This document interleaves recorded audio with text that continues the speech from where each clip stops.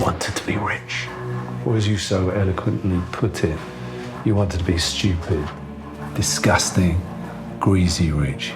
You're like a modern-day Shakespeare. He was also a twat. I'm trying. I did everything I was supposed to. But it just feels empty. Can't you give me more? You having a laugh? You are hilarious.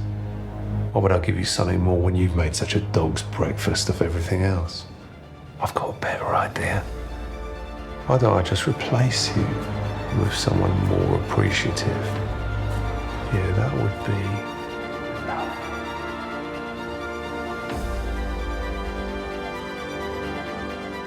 Hey, panelists, welcome back to the show. I'm Mark. And I'm Steve. Still Steve.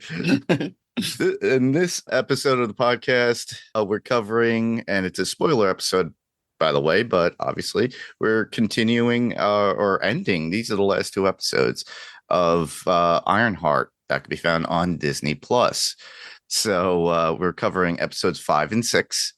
And if you don't want to be spoiled, stop the podcast now and then come back later after you watch the episodes. And if you like being spoiled, stay and listen.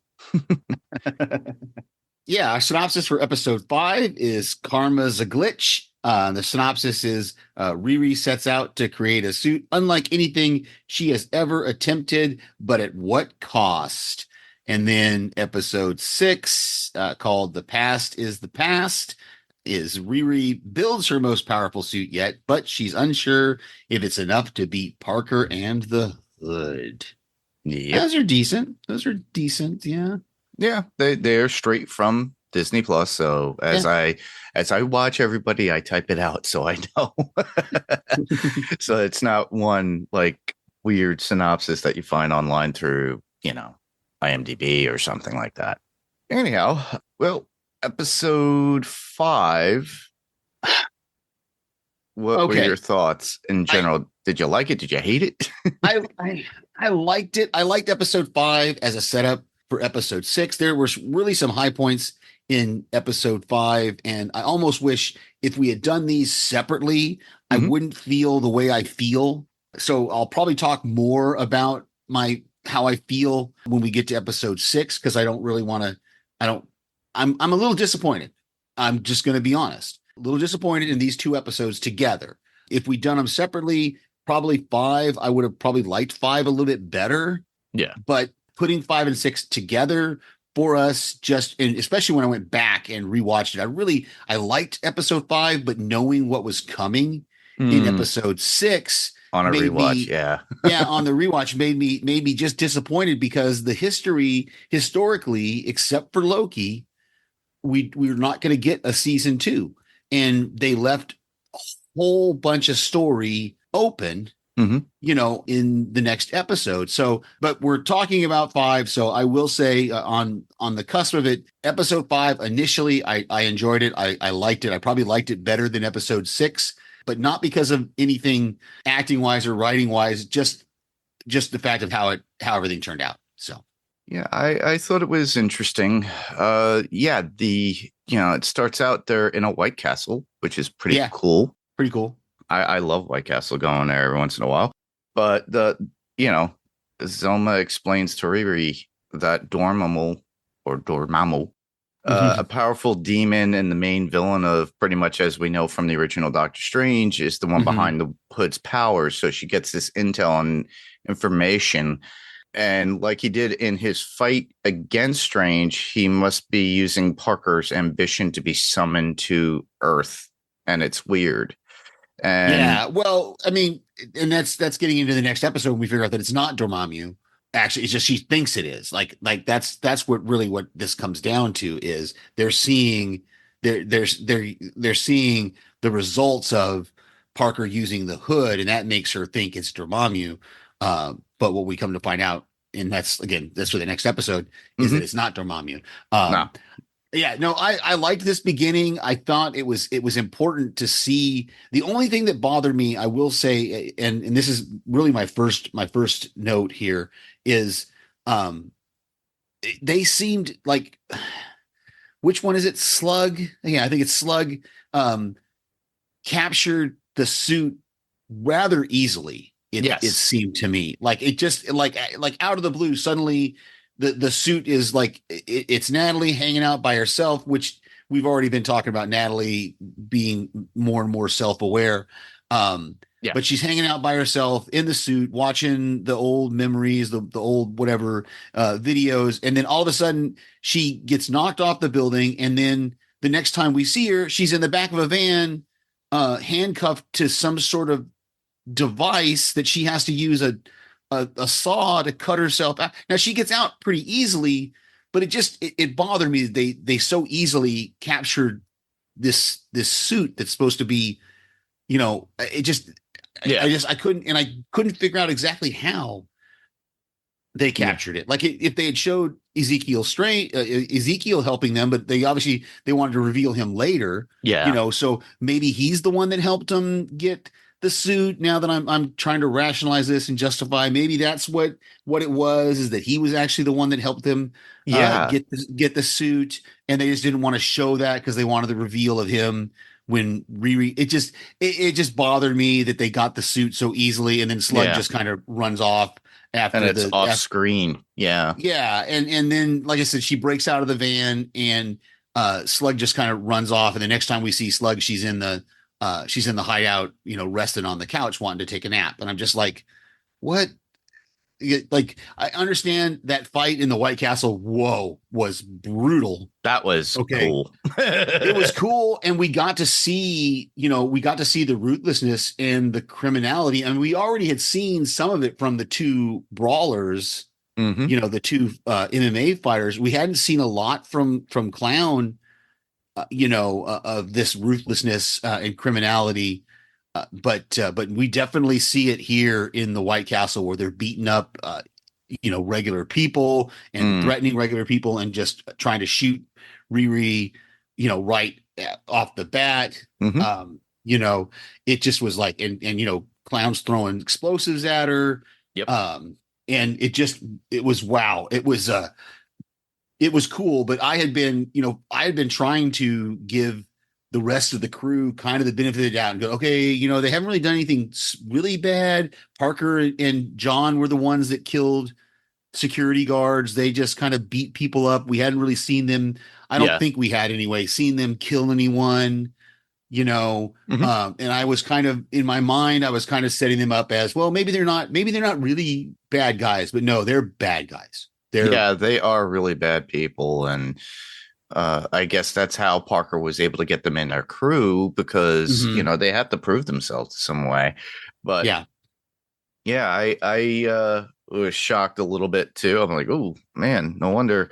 I think the show is rated M for mature, or for mature audiences. I have my Disney Plus set, so it's not excluding any children because I don't have any children around. Right. But this was, showing the darker side a little bit more darker. For sure. And it was the, like you're saying, I agree with that. It's like, it's off camera that, she was put into that van and handcuffed and all that. Yeah. So that kind of takes away from it. It's like, oh, okay. But they wanted for that big surprise of Zeke showing up later on. Yeah. I also did like the fact that Nat and Riri had that little talk about Nat's feelings. And apparently Riri didn't really understand that Nat is not just a bunch of ones and zeros like a regular AI. She actually has feelings. Yeah. Yeah. And this kind of plays into the next episode, and what is they never fleshed that out. No, they left it as is pretty much. Once, when we get into the next episode and she gets deleted, it's just kind of like she's just gone, and it's just like, okay, so now we don't have this AI. I mean, I've been thinking there was something more behind this AI, the entire show, and all of a sudden we found out that nope, it's just another AI. Which, okay, well, I mean, it's taken from Riri's consciousness. Basically, it's literally part of her. Is what they were trying to explain at the end of that particular episode, when you find out, okay, it basically scanned her brain and her Yeah. feelings and emotions. So everything is all her memories of Nat, everything down to her personality. And literally it's meant to be a person's conscience. Yeah. And kind of like, not to like give it like, talk about another podcast I'm on. It's kind of like Harry in Dexter's head. And if you watch Dexter, it's but like a it's more. consciousness. That's what I'm saying. That's what my problem is. It's more so than that, because other people Can see her and can see her interact. and interact with her. And Yeah. so the fact that that storyline just ends, that's just another storyline that just poof is just gone. And like I said, in the next episode, we're going to see Riri trying to get her back, and she can't get her back.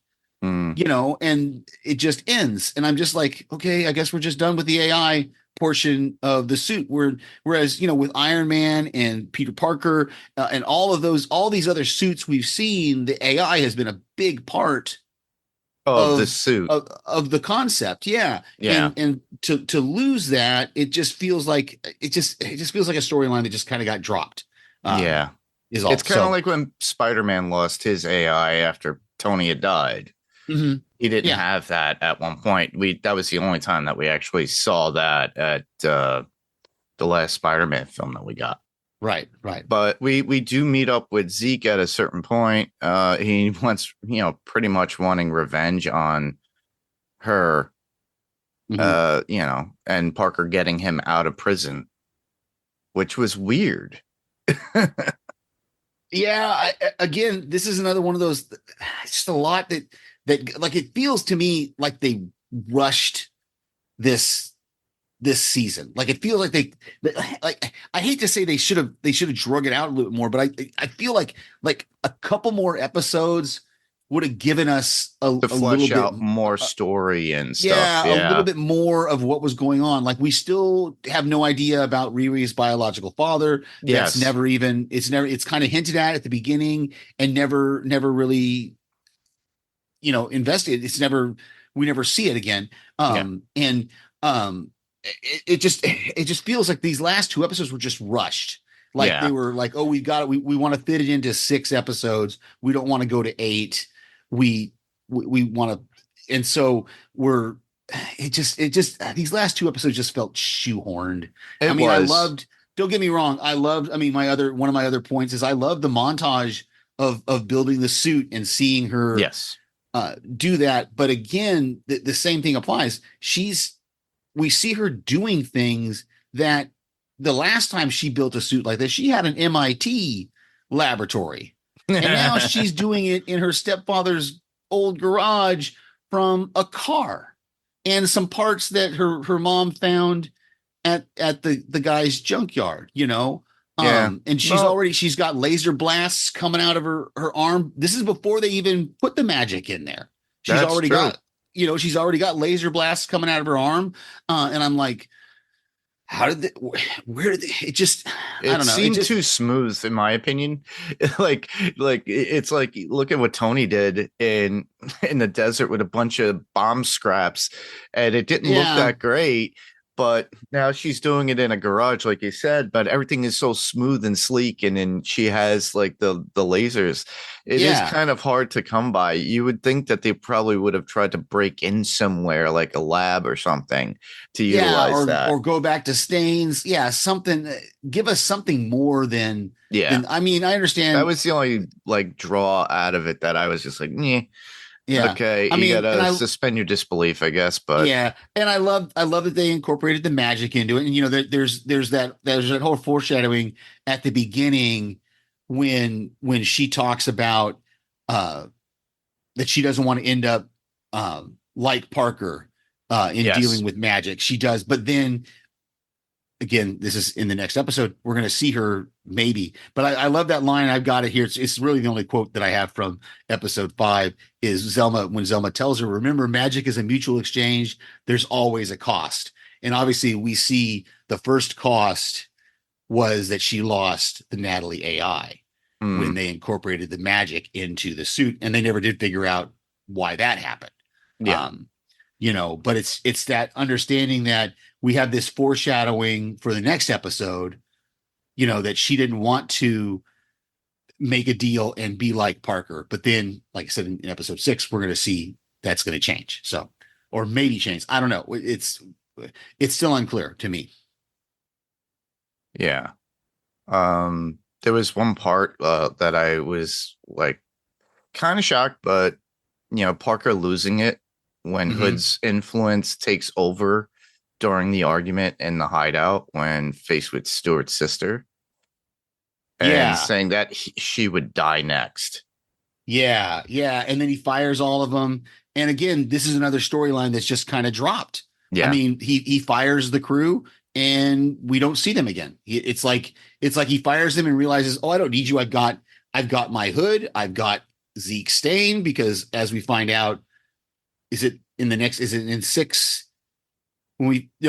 in 5. Is it in 5 or 6 when he reveals that I guess it's in 6 when he reveals that he can control Ezekiel. Yes. Yeah. So we don't know that yet, but again, he fires the crew, and that's the last we see of him. That story, those stories are just dropped. We don't see them again. They go away, and where did they go to? I know they were fired, but you would think they would be a little bit ticked off and then go after Parker in some way, even though he's got the Hood. Yeah, didn't they have contracts with these other companies? Didn't they? Because he takes over. We find out that the guy in the mansion is his father, and he wants to take over the. Maybe that's in 6 also. Yeah, it is I'm with getting 6. I'm getting them confused. Yeah, but we do find out the guy is his father, because that. Anyway, but we do find out the reason why Parker, the main reason. I think it was towards the end, but what he is doing and that he wants to take what his father had, which is power, and he just wants to be in control of the company of whatever he had. Yeah. Well, and we find that out again in the next episode. If you overhear, and I didn't notice this till the second viewing, when he's watching the TV on his phone, and it says something about the CEO of Art Corp has left and made this invisible partner in giving him all the control. And that's but again, that's another storyline that just kind of drops because of what ends up happening with Parker. It just, there's so many things. It just seemed to me that they just kind of, well, I think the main reason behind this was the fact that at one point they were ready to scrap the idea of doing Ironheart. They were going to kick that, and they probably already started filming, and they realized we can't just throw this away. Very much like with Secret Invasion, and where it got really bad reviews at that time because they felt, okay, this is the writing wasn't there. Yeah, we've sunk all this money into it. We got to finish the story now. It is in episode 5 that we find out that he controls him, but it's not until episode 6 that we find out, because I got it in my notes, because he follows. Remember, Zeke goes home and he's trying to leave, and Heather comes out and he's about to confront Heather, and he wants to blow up the flowers and he can't. And that's when Parker pulls up in the car and tells him to get in. That's towards the end of episode 5. So it is in episode 5 that we get some of this, because we get some of this of him going. It must be in episode 5 because it's in my note for episode 5 that he's apologizing to the guards, and when he's beating up the guards outside the mansion. So I think it is in episode 5. It's as if he's like a Rock'em Sock'em robot. That's what. Yeah, he says way. puppet. Yeah, he says puppet, and Parker corrects him and says you're you're more like a Rock'em Sock'em robot. So yeah, that's all. And that is, we do find out that it's his father because we get the CEO stuff, because it's in the next episode that they show us the flashback of the home invasion. But yeah, I'm looking at my notes now for episode 5. That's all takes place in episode 5. The beating up of the guards, the going and telling his father to get out. That's where we're leading right into episode 6 in discussion anyway. So we're getting there. It always comes back to the past, seeing Parker and John at the house from the original heist. Right. We've been talking about that this whole and I think this was more about his father. I think they were trying to get his father at this point, or he was going to kill his father or something. Yeah, I'm not sure. I don't know what the point. We don't ever get that because he says, and again, I had one last note about episode 5 before we get into episode 6. Mhm. Is that Xavier accepts having Natalie around because he comes to help. He comes there and Yes. he helps with the building of the suit. He brings the coffee and the little kid like, oh, sweet coffee. He's like, no, apple juice for you, little man. It's, Yep, that's right. Disrespectful. So yeah. So that's the only other note I really had for episode 5 is this idea of Xavier kind of coming around, not really accepting it, but at least understanding where Riri is coming. And again, it's something that's and this goes right into episode 6 because at the end of episode 6, when Natalie comes back, how is she? Are we ever going to get another season? How is she going to explain this to Xavier? The only thing that they could possibly do is incorporate her into a movie, kind of like how we're not getting another Moon Knight, which is really sad. But they would incorporate these characters in there, and then I just don't know. There's so much more offside or off script. Those movies could go 3 hours at this point. There's so much more story to tell in this Iron, just kind of like the Moon Knight thing. If they did bring him into, if they brought Moon Knight, or if they bring Ironheart, try to bring her into one of these future MCU movies, there's going to have to be so much backstory they're going to have to fill in. That this is different than they went. See, okay, I think I figured out what my real problem here is. With the other TV shows, the characters were established before the TV shows were created. Like Scarlet Witch, maybe not Agatha, but Scarlet Witch and Vision were already established characters before WandaVision, and then WandaVision established Agatha Harkness, and so that's why we were able to get those things. They're trying to. It's like they're like with Moon Knight and Ironheart. They're trying to do it the other way. They're trying to establish the character in a TV show. We did get Riri though before. We got her in Wakanda she was in Wakanda Forever. But this was meant to be a little bit more backstory to her, a little bit more information. Mm-hmm. And I think it was just rushed writing, in my opinion. Okay. And hopefully they could resolve it within film. I don't see how they could easily put Moon Knight, Riri together, because right now, we have the Mystic style characters that are there, Agatha, and Mephisto. We're in episode 6, so we can talk about Mephisto.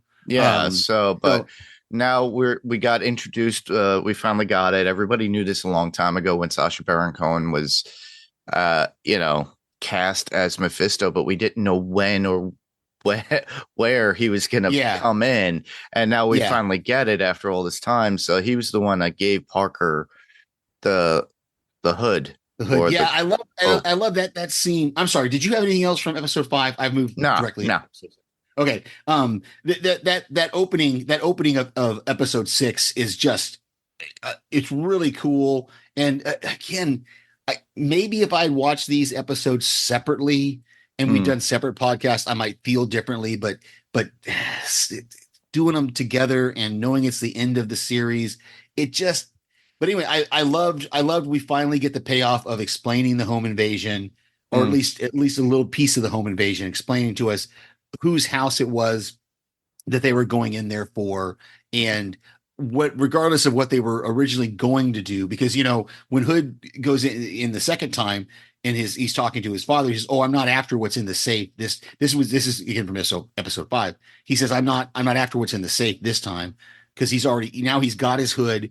But we see him running from the cops. Him and John have to separate. He runs from the cops, and that's where he meets Mephisto. And we've had this teasing of Mephisto since really Doctor Strange, the first Doctor Strange movie, maybe. They've been talking about the Mephisto character. I don't remember when Sacha Baron Cohen was named as going to be portraying him. It was around WandaVision when that came Was it? out. Okay. And if you recall, in the very beginning of the WandaVision episodes, they would have like little clues and stuff like that were in there, and he was one of them, but they never pursued and moved into it anymore. Yeah, they never brought it to fruition, not until now that we have this huge character that everybody's been looking for years to finally come in. But he's a great addition. I love what he did with his voice, where, you know, towards the middle of the episode when he meets Hood again, and Hood's like, "When did you get an accent?" And he's like, "When did you get an accent?" or something like that. You know, I thought was great. I love how he never says soul. When someone says, "Well, what do you want from me?" He just says something you'll never miss. Correct. He tells both Riri and Parker. He tells them both something you'll never miss. He never actually says soul, but we know that's probably what he's talking about. I think this character is cool. I'm glad we finally got him. He's super powerful. You know, he laughs at when she thinks he's Dormammu, and he laughs and talks about how he's way more powerful than Dormammu. So I look forward to seeing more of this character. I don't know when we're going to get him again. Who knows? It took us years to get to him here now. So, you know, when are we going to see him again? I don't know. I had one thing that I found interesting is when Parker talks to Zeke, and as he's controlling him, obviously he handed him the helmet, and he basically tells Parker, Zeke's like, "No, she's dead," and Parker keeps asking them that, and he goes, "Yes, she's dead." Yeah. Why would Zeke protect Riri at this point? I'm not sure. I mean, and that was, again, that's actually in episode 5, because I actually had that in my notes, how Clown backs up his story to Parker. I think for two reasons. I think first, the main reason was because I don't think he really wanted to kill Riri, but he needed Parker to think Riri was dead. Yeah. You know, because it's like he tells her in episode 5, he says, "Get out of town, because if Parker finds out that you're alive, I'm a dead man." And then fast forward to episode 6, when she encounters Zeke in the pizza place, that's the first thing he says is, "Well, I've got to kill you. I have to kill you now, because if Parker finds out you're here, he's going to kill me." Yeah. And so I think part of it was, I don't think he really wanted to kill Riri at first. And then, yeah, I think that's all. And I think it was that and Clown kind of protecting the team before the team gets broken. Obviously the team gets broken up. I think Clown was trying to protect him a little bit in backing up his story, saying that, well, he left her under a pile of rubble. She says something like he pulled the armor off her piece by piece and then left her in a pile of rubble, you know? And that's where Parker's like, that's the story. That's how you tell a story, you know? And so I think they really wanted Parker to think Riri was dead, but it's kind of almost a throwaway thing, because once Parker does figure out that Riri is alive, all he really says is, "Well, I should have known that I'd have to do it myself." You know? And I have to admit also, I got faked out both watches. This show faked me out multiple times at the end, even in my second watch, when she did the emergency protocol and blew up, and I was just like, "What?" I put in my notes. This is how I had it in my notes. The fight between Riri and Parker. The emergency protocol was to explode, and then my next sentence is, "Oh, it was the hologram," because literally I had totally forgotten that it's the explosion, but it's the hologram is the more important part of the emergency protocol. Correct. Is because she had to distract him so she could yank the cape off him. Yeah. You know, which I got completely faked out. And then at the end, when they're going back and forth, and I will spend some more time talking about this, I'm still confused about exactly what happened at the end. But going back to the fight between Riri and Parker, you know, it with her doing that, it's the one thing that Mephisto told him he couldn't do was, "Don't let anyone take this from you." if they take this from you, basically the way I understood it, particularly in the second watch, was if anyone takes this cape from you, our contract is null. Our contract is done. Correct. And that's what happened was he got his hood removed. It got taken away from him by Riri, and so suddenly now it's all null. And so now Mephisto can move on to who he really wanted to go after was Riri, and this goes into again, and I think maybe you're right. Maybe they rushed the story at the end because I really thought they were building up to the AI Natalie was Mephisto, was a version like he was doing that to try to worm his way into Riri's life so that he could bring it to this point where she asks him to bring her back to life. You know what I'm saying? Like I really thought that was going to be like there would be some sort of manipulation from him. Exactly. That it was going to be an influencing that this whole time he's been as the AI that he helped create the AI Natalie. And this is why this would explain again, these are all things that if the writers, if they'd had a couple more episodes, I think they could have done a powerful job with this, with showing us that all along Mephisto was the one running the Natalie AI. You know what I'm saying? Like this could have been a huge part of the story that would have tied it all together in a bow, especially her at the end accepting the manipulation, apparently her taking the deal to return Natalie from the dead. Yeah. And that was what she sold her soul for. Yeah. Yeah. And the conversation with him in the diner, and you could tell she was wanting of Nat coming back. And that would have been a possibility. It was probably on the table, but they kind of brushed it past where it's like, no, at this point, because she knows he's evil. And that's not something that she could bargain with. And that's why it's not totally apparent that that's what happened, because there's some sort of amount of time passes between and I don't know if they were giving us flash forwards into when Natalie was returned or came back to life, whatever the term is going to be. But we see she, he puts out, he extends his hand. We see her start to move her hand towards his. We don't see the result of that. Correct. Then suddenly it jumps and we see time passing, and we don't know how much time has passed. All we know is the next scene is of her back in the garage. Her hair is obviously longer and different. She's taken the dreads out. She's let the hair grow, and so obviously some time has passed. I don't know how long it takes for those kind of things. I would think weeks to months. Yeah, I would say at least.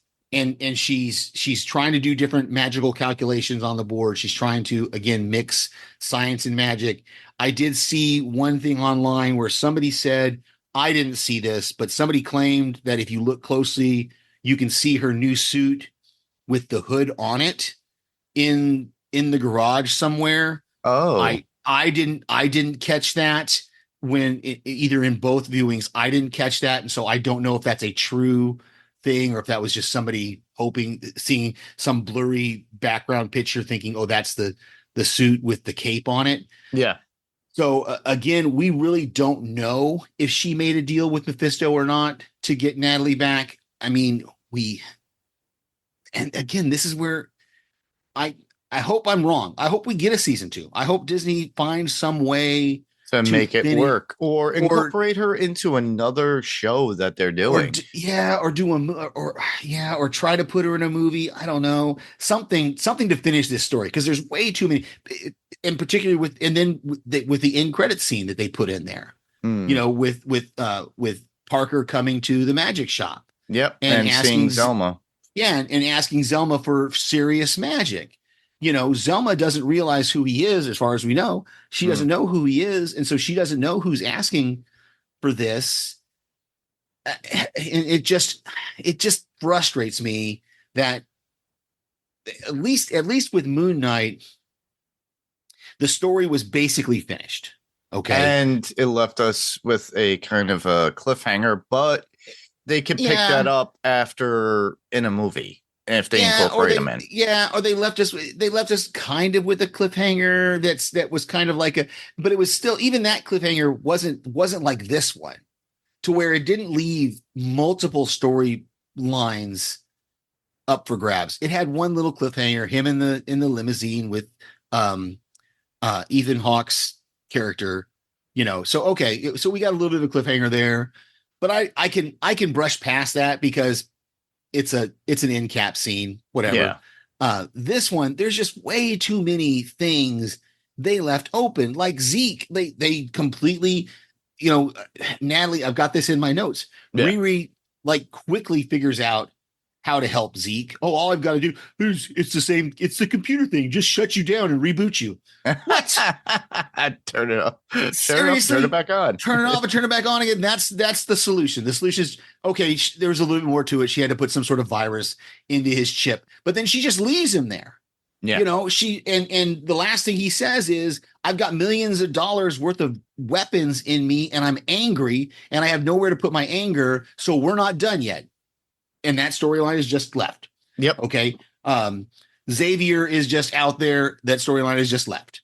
The rest of the crew is just out there. That storyline is, I don't care that much about the crew. The crew, they can, whatever. That's not important.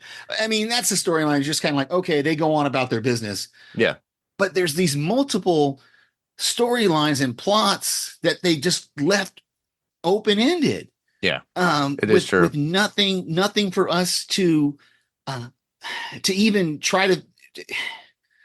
I'm just disappointed that this is how they ended it, unless they're going to somehow get us a season 2, or like you said, find some other way to extend the story. There's just way too much story to tell in this thing, whether it's, I don't know what their plans are. I know from what I understood online, like you've already kind of talked about a little bit, this show didn't have the same kind of following that some of the others have had. No, not at all. It didn't get the buzz that the others got. Maybe they're still reeling from the fact that Brave New World didn't do all that well. I don't know. The Thunderbolts was great. From what I hear, Fantastic Four is great. I haven't seen it yet, but so there's just so many things in this story that I feel like they just dropped. They either rushed it or they just dropped it. And I'm kind of like, was just very disappointed. It would be nice if we get like a Midnight Suns team up of these characters. Like they could put Riri in there because part of the suit is magic anyway. You got Ghost Rider, you could have Blade, you could have Moon Knight, and all of them together as a team. Give us something that at least lets us finish up whether she did make a deal with Mephisto.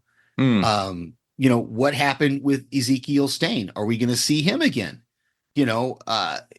This is a powerful villain. that could be. I mean, he could be a villain. He could go either way at this point.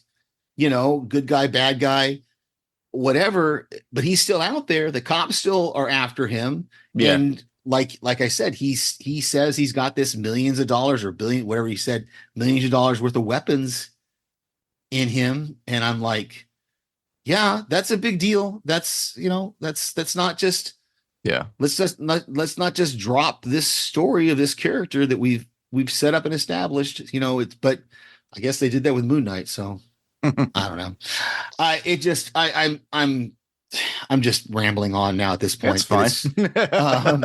I'm trying to see if I've got any other notes because I just was so disappointed. Like I remember after finishing watching these episodes for the first time, I don't think I was overly disappointed the first time I watched them together. But then, we took a little time. We had some personal things happen, some life happens.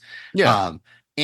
And so like it took some time, and then I had to go back the other day and watch both of them back to back, and it just frustrated me watching them back to back. I mean, I appreciated the fake out that they got me with the hologram. I liked finally seeing what the home invasion was all about, what happened at the conclusion of that. we were suspecting that maybe he stole the cape from the mansion, but no, that's not it. He got it from Mephisto in the Directly. pizza parlor, or in that pizza parlor, and so the only thing that I could add to it was I found it strange because we find Parker tattooing himself in this episode too. So we see all where, because it's not everything of like the darkness of the magic that's doing it. It's him purposely doing it. But you don't get an answer to what's going on with that too. What do these representations mean? And we do see that. We see a little bit of that on Riri at the end. So that's to make us think that she made a deal with Mephisto, because don't we see a little bit of that creeping up Correct. her? But she's not wearing the cape all the time, the hood all the time, like what Parker was. So maybe it's not having as an effect on her. But I don't know if he was tattooing himself to try to cover up the scars, if it was, like you said, if there was something more to it than that. We just don't know. And that's sad. There's just so many things that I feel like they could have done with this series that could have been better. They could have easily did, like, I would say 10 episodes if they at least wanted 8. to stretch it out. Yeah, at least I think they could have done at least 8 just to give us something more. Like I said, I just off the top of my head, if they went and waited until like I said, if they did 8 or 10, whatever, and waited till the end to show us that Mephisto, and that would explain why when they added magic to the suit, the AI went away, because it couldn't maintain both. He couldn't maintain both things. I don't know. But I mean, I'm just saying that if there had been something, because the whole way along, we've been talking about this AI, this Natalie AI going, there's more to her than just Riri's memories. There's more to her than just an AI. And it turns out, no, she was just an AI. She was just, like you said earlier, she was just Riri's consciousness. And even though the fact that Riri couldn't recreate the circumstances that created the Natalie AI, again, that would lend to that there was something more nefarious going on with the creation of that. Because she tries to do it again, and she can't ever get it in the episode. And again, that's another one of those things that's just kind of dropped. It just, I know you miss her, but you can't bring her back. And I understand it's all to set up the deal she makes with Mephisto, but that's why I just wish they had come up with a better, I don't know. It just yeah. Anyway, that's all. The only other thing I've got, honestly, is I did like the line that Parker says, and then Mephisto repeats back to him, where he says, "Stupid, disgusting, greasy, rich. I want to be king." He says, "I want to be king," and I thought I just liked that. I thought that was a cool line. And then Mephisto says it back to him at the end. "You want to be stupid, disgusting, greasy, rich." Yeah. And I gave you all the tools, but you couldn't do it. So, the only other thing I have in my notes is literally, because we got some needle drops down in this particular episode too. One of which is when we see Mephisto snaps his fingers as he leaves the diner, and we get the song "Last Pick" by Wakil and Elda God plays. okay. And but that's when he does that, everyone comes back to life in the diner because they were frozen at one point. Yeah, he stopped time or something. Yeah. So, and it was business as usual, and it's as if nothing really ever got affected. Drando's didn't I playing after Mephisto asking what's the catch about what she would do if he offered her something. So that was interesting, because it kind of flavors the scene a little bit, I think. Yeah. And I thought those were pretty good calls on creation, or I'm starting to like that more shows are doing that with certain songs and incorporating that into the storyline based upon the lyric and the style of the song. Yeah Very cool. So, but that's about it as far as our coverage for Ironheart. Let us know what your thoughts are if you can. as well. But to give you an idea on how to submit your thoughts before you get into suggestions and podcast recommendations, you could just follow us on Facebook. So it's facebook.com/pounds to pixels. And what's on Facebook is on our Instagram. So you can find us on Instagram with Panels to Pixels podcast. And, I did put out images, so you could leave them in the comments below, or you can message us through Facebook Messenger.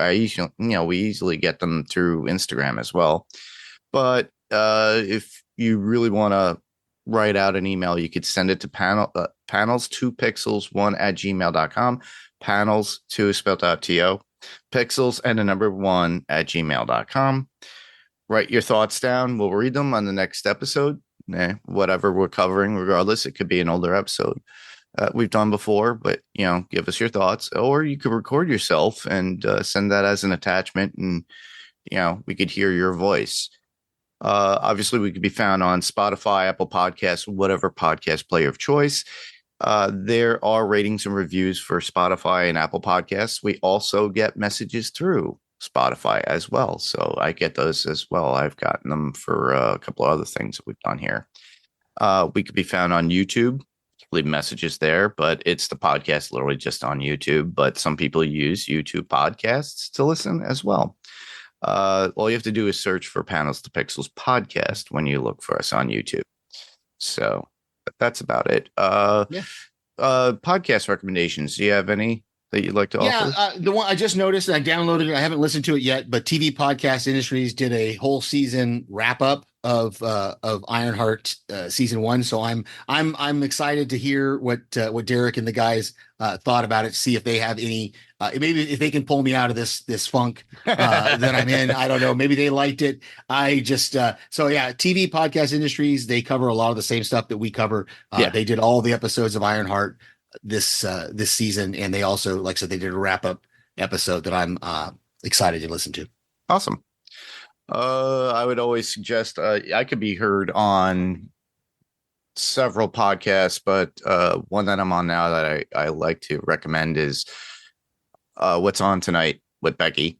And we're covering right now. I didn't think I was going to be on the whole thing, but apparently I am. We're doing Dexter. We're covering Dexter Resurrection over there, so you could hear us there. By the time you get this, that will be out too, probably. So check that out. You could hear me on Sandman Cast. What we cover here is also on Podcastica, so highly recommend going to podcastica.com. Check out all the podcasts that they have there too, because they got a large library of everything. Still Slaying a Buffyverse podcast is highly recommended as well. They're flip-flopping between Angel and Buffy, apparently, with the whatever seasons they're covering at the moment. So give Penny a listen if you can. For sure. But that's about it. That wraps up our thoughts on Ironheart season 1. Well, hopefully that is the season that we get. So I just want to thank everybody for listening. I'm Mark. And I'm Steve. Same podcast, different panel, different pixel. And this was Panels to Pixels podcast. And we'll see you on the next panel. Bye-bye. Good night.